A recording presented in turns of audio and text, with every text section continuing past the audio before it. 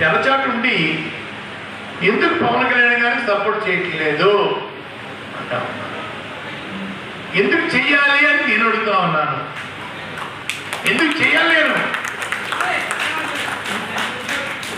చంద్రబాబు నాయుడు గారు 2014లో నుండి నోర్లు ఎండిపోయాయి, అర్జెంటుగా అధికారం కావాలి, అధికారం దాహం తీర్చుకోవడం కోసం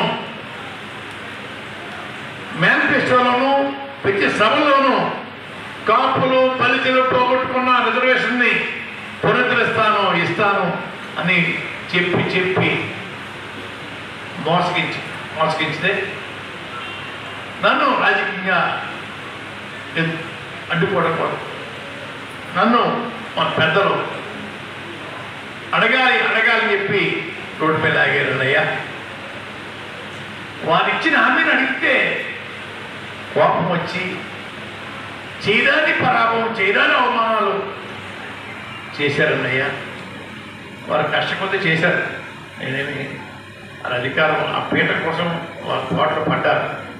కానీ ఈరోజు ఎందుకు చేయవు అని అడిగే హీరో గారు ఉన్నారు చూసారా, 5 సంవత్సరాలు వారు పక్కన ఉన్నారండి. ఎందుకు అవమానించో పద్మనాభాన్ని ఒక్క మాట కూడా అనలేదన్నయ్య. వారు మడులో దాక్కున్నారన్నయ్య 5 సంవత్సరాలను. కాపు యువతని చెందకు కొడేశారు, ఆడవాళ్ళని చెందకు కొడేశారు, గుళ్ళకి పప్పుగా కొడితే కూడా కొట్టారండి. చిన్నప్పుడు వస్తుంటే ఆధార్ కార్డు చూపించమన్నారండి, ఏదో పాకిస్తాన్ వెళ్ళినట్టుగా. ఇలాంటి పరిస్థితుల్లో మేము జీవించేవాడి అయ్యా. ఆ రోజు ఏం మాట్లాడలేదన్నయ్యా, మడుగులో దాక్కున్నారన్నయ్యా. తర్వాత జగన్మోహన్ రెడ్డి వచ్చిన తర్వాత ఎందుకు అడగవని చెప్పేసి నన్ను ప్రశ్నిస్తూ ఉన్నారు. నాకు చేత కాదు, వయసు అయిపోయింది, అసమర్థుడిని అన్నప్పుడు మీరెందుకు చేయలేదు ఉద్యమం, మీరెందుకు కాపుల గురించి రోడ్డు మీద రాలేదు అడిగితే సమాధానం లేదన్నయ్యా. నిత్యం నేనే చెయ్యాలా, మీరు చేయరా, సమాధానం లేదా. ఎప్పుడు ఎలా ఉన్నాం కానీ పోలీసులు హెరాస్మెంట్ గురించి అడగడం కానీ, చిన్న ఉత్తరం కానీ, లేదా ప్రెస్ మీట్ పెట్టి వాదాచరం కానీ చేయని పెద్ద మనిషి అన్నయ్య. ఆ పెద్ద మనిషికి నేను సపోర్ట్ చేయాలంట. నేను ఎందుకు చేయాలి సార్? చేసి అడిగే అర్హత అతను ఉన్నా ఎందుకు తెరచాటు మాట్లాడిస్తారండి? తెరచాటు వెనకాల ఉంది, చీకట్లో ఉంది, ఆ కర్మ ఏంటి? ఈ మధ్య ప్రెస్ మీట్ ఒకటి చెప్పాను, దమ్ము ధైర్యం మగవాడైతే ప్రెస్ మీట్ పెట్టండి నాకులాగా. మన ముఖ్యమంత్రి గారు నిలబెట్టిన గౌరవ శాసనసభ్యులు అభ్యర్థుల్ని, గౌరవ పార్లమెంట్ అభ్యర్థుల్ని గెలిపించడానికి మీరు మన బంధువులు ఎక్కడెక్కడ ఉన్నా అందరికీ తెలియపరిచి వారి విజయానికి సహకరించాలని, భవిష్యత్తులో ఈ ముఖ్యమంత్రి పీఠం కనుచూపుకారులు ఎవరు కన్నెత్తి చూడకూడదు, చూడని విధంగా మనం వాళ్ళని తయారు చేయాలండి. మనం కూడా సిద్ధంగా వారిని ఆ స్థానంలో కూర్చోబెట్టడం కోసం మనం పూర్తి సహకారాలు ఇవ్వాలని నేను కోరుకుంటూ ఉన్నాను. 40 సంవత్సరాలు రాజకీయాల్లో ఉన్నానండి. మా తండ్రి గారు 2 సార్లు శాసనసభకి, నేను 4 సార్లు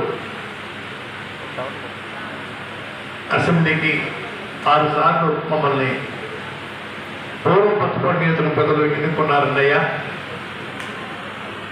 ఎన్నుకున్నది ఎవరంటే బీసీ వర్గాలు, దళిత వర్గాలు, గిరిజన వర్గాలు, పక్క కాపులండి. పెద్ద కాపులు కాదండి, పక్క కాపులు. వీరందరూ దయతోటి రూపాయి ఖర్చు లేకుండా 6 సార్లు మనం ఓటేసి రాజకీయ పిచ్చి పెట్టారన్నయ్యా. ఎప్పుడు వాటమి తెలియని నియోజకవర్గం నాకు. అలాంటిది రావులపాలెంలో విజయభాస్కర్ గారి సభలో కాపులు కొడితే రండి మమ్మల్ని పరామర్శ చేయాలని చెప్పి పదే కోనసీమ పెద్దలు వచ్చి అడగటం, అయ్యా మా మర్యాద పోయింది, మా పరువు పోయింది, ఎమ్మెల్యే పదవి రాజీనామా చేయబట్టే దానికి సుముఖం వ్యక్తం చేశానయ్యా. ప్రజలు ఏంటి మాకు సేవ చేయడానికి ఎమ్మెల్యే అనుకుంటే వారి కులానికి సమస్య వచ్చిందని పొలం పుట్టారని చెప్పేసి రాజీనామా చేయటం మంచిగా లేదని నన్ను పాతాళానికి వారు నెట్టేయడం జరిగిందన్నయ్యా. రాజకీయ సమాధి కట్టడం జరిగిందన్నయ్యా. రాజీనామా చేసిన రోజున ఒక్క కాపు శాసనసభ్యులు నాతో మాట్లాడడానికి భయపడ్డారన్నయ్యా. నమ్మరు మీరు. కాపుల కోసం రాజీనామా చేస్తే ఒక్క కాపు ఎమ్మెల్యే రాజీనామా చేసిన అనంతరం నాతో మాట్లాడలేదన్నయ్యా. ఒక బీసీ వర్గాలకు చెందిన పార్లమెంట్ సభ్యుడు పెళ్లి సుభోష్ గారు వచ్చి ఒక్కరే అండి. అసెంబ్లీ నుంచి కాలు వరకు నన్ను నాయకత్వం వహించిన మనిషిని నేను 23 రోజులు ఒళ్ళు దచ్చుకోకుండా, రూపాయి వారికి ఖర్చు లేకుండా, రూపాయి నాకు ఖర్చు పెట్టకుండా రోజుకి 140, 150, 160 కార్లు కూడా పోరయ్యే పరిస్థితి మా మిత్రులు అభిమానులు కలగేశారండి. ఈ పార్టీ స్థాపించే దాంట్లో నేను ఒక సభ్యుడిగా ఉండాలి. కొంతమంది శత్రువులు బయలుదేరి జగన్మోహన్ రెడ్డి గారితో దూరం పెంచడం కోసం విశ్వం ప్రయత్నం చేయటం వల్ల దూరమయ్యే పరిస్థితి వచ్చిందండి. దూరమైనా కూడా ఎప్పుడు వారిని నేను ఒక మాట మాట్లాడలేదు.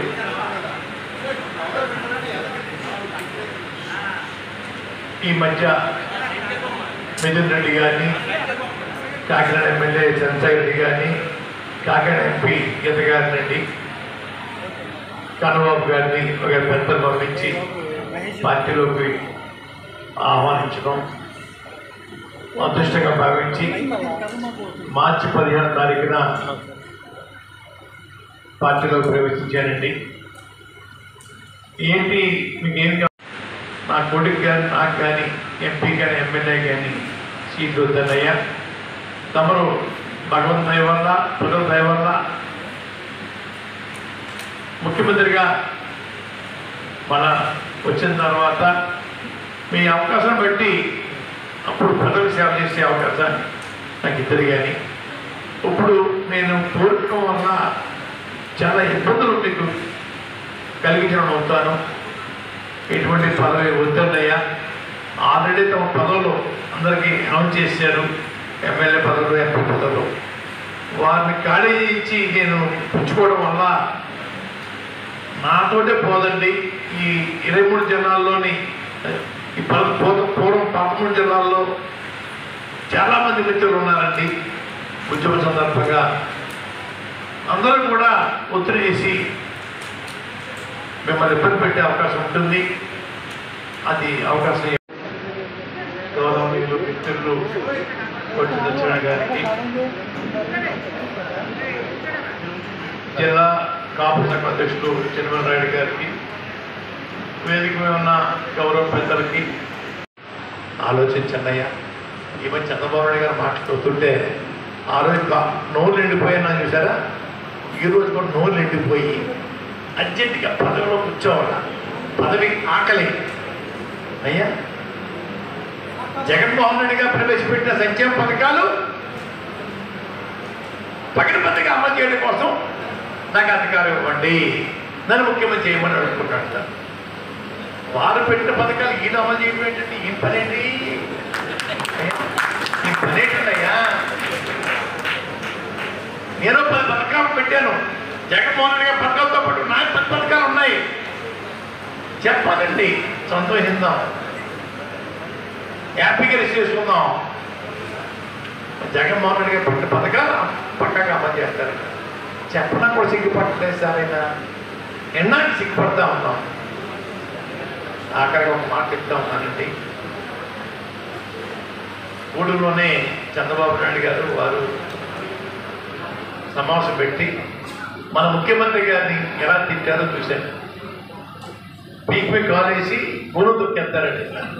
అయ్యా చాలా పౌరుషంగా, ఆవేశంగా, ఉద్రేకంగా మాట్లాడేశారు.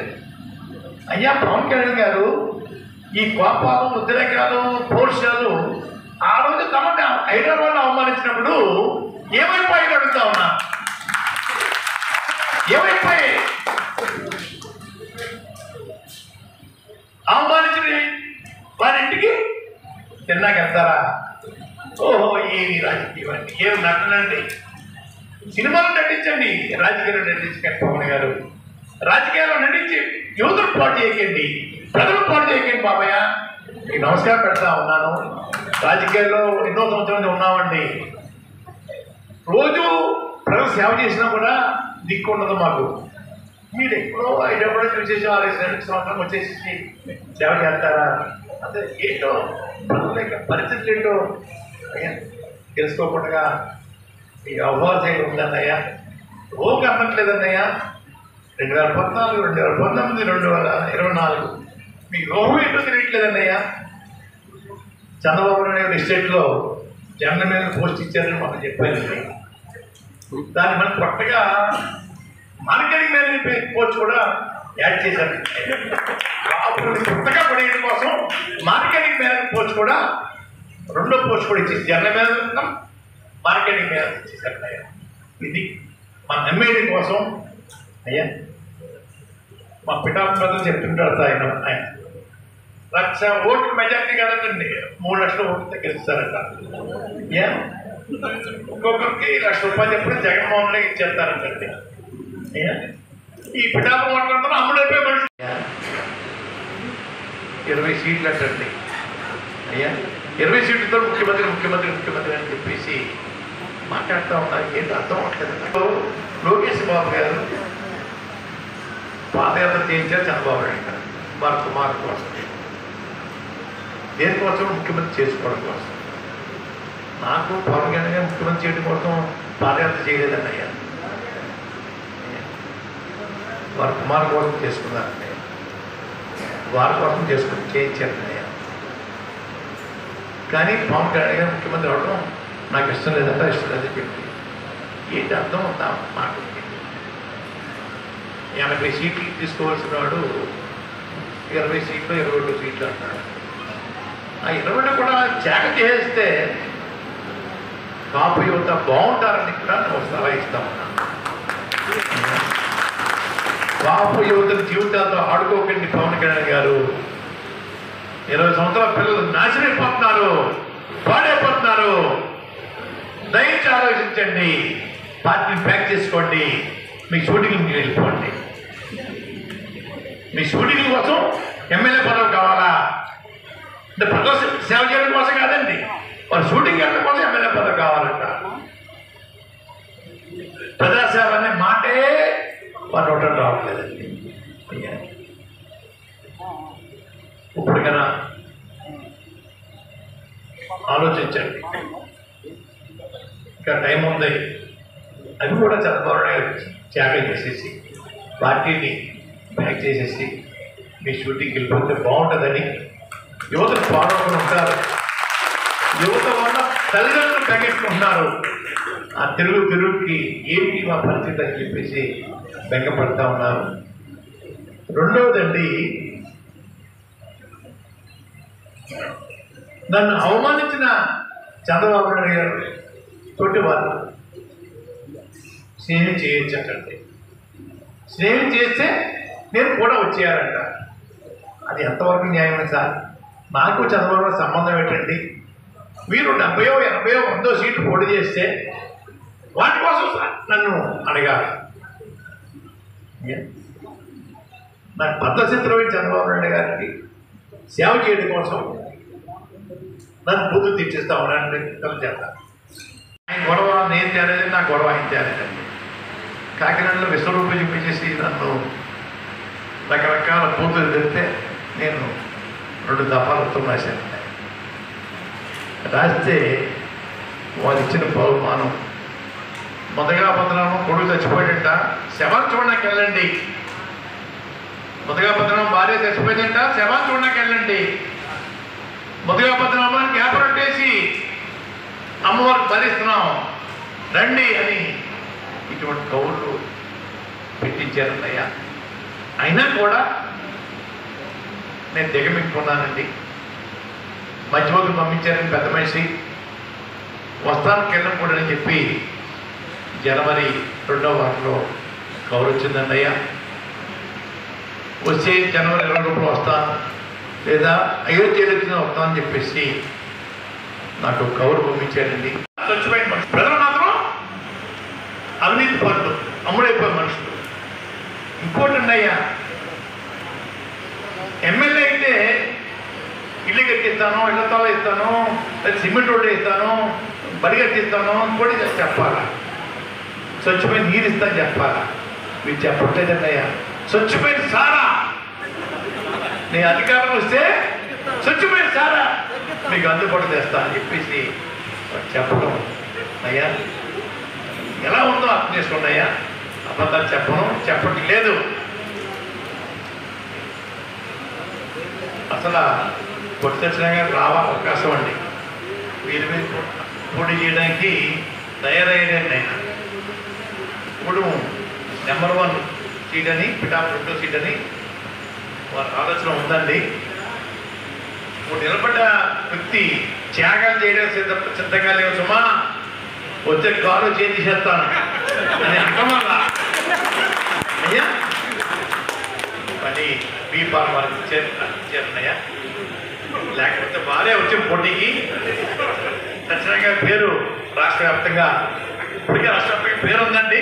ఇంకా సినిమా హీరోని కొట్టుగారు చెప్పి చెప్పుకున్నామండి. అవకాశాన్ని మిస్ అయిపోయారు. ఎప్పుడుగా వస్తుందా మీకు?